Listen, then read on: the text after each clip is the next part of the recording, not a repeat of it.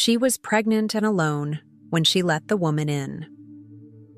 By morning, the baby was alive, and she wasn't Lisa Montgomery and Bobbie Jo Stinnett met at a dog show and shared a passion for breeding. But when Lisa came to visit, their connection turned deadly. What began as an ordinary visit over a shared love of dogs turned into one of the most horrifying crimes in recent memory. Bobbie Jo Stinnett, a dog breeder, first met Lisa Montgomery at a dog show in 2004, bonding over their shared passion for the animals. They continued talking on an online message board dedicated to dog breeding, where Montgomery, using a fake name, eventually arranged a visit to Stinnett's home to see a puppy she claimed she wanted to adopt, according to authorities. The Topeka Capital-Journal reported. That year, Montgomery drove from Kansas to Missouri to purchase the dog from Stinnett, who was 23 years old and pregnant, the Associated Press reported, citing authorities.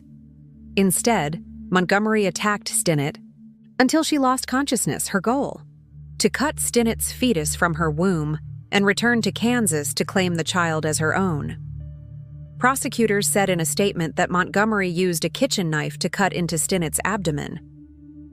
According to prosecutors, Stinnett briefly regained consciousness and tried to fight back before Montgomery strangled her to death. Stinnett was pronounced dead at the hospital after being found lying in a pool of blood inside her home, CBC News reported, citing authorities. An Amber Alert was issued for the kidnapped baby, and tips led authorities to Montgomery's home.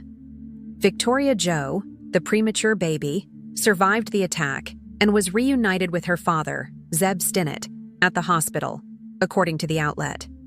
Montgomery was arrested at the scene, but she claimed the baby was her own. However, she later confessed to murdering Stinnett and abducting the child. Montgomery was married at the time and had reportedly convinced her husband, Kevin Montgomery, that she was pregnant and had given birth, according to the Topeka Capital-Journal. "I held that baby proudly," he has said, per the outlet. In 2007, Montgomery was convicted by a jury of federal kidnapping resulting in death.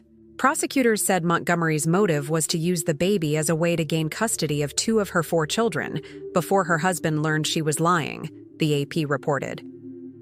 Jurors unanimously recommended a death sentence, which the court imposed.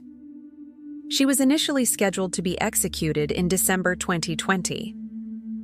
According to CNN, a federal judge granted Montgomery a stay of execution, pointing to the need to decide whether or not she was too mentally ill to be executed, which would have made her ineligible for the death penalty.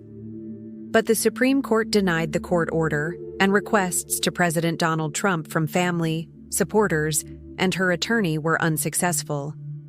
Prior to this, federal executions had been on pause for 17 years. The U.S. federal government executes the first woman inmate. Since 1953, Kelly Henry, Montgomery's attorney, blamed the Trump administration's bloodlust for her execution, the AP reported. Montgomery was ultimately executed by lethal injection on John 13, 2021, at the federal prison complex in Terre Haute, Ontario, per the AP. She was 52. Montgomery became the first woman since 1953 to be executed by the federal government. The woman executed in 1953 was Bonnie Brown Hetty, who kidnapped and murdered a young boy in Missouri, the AP reported.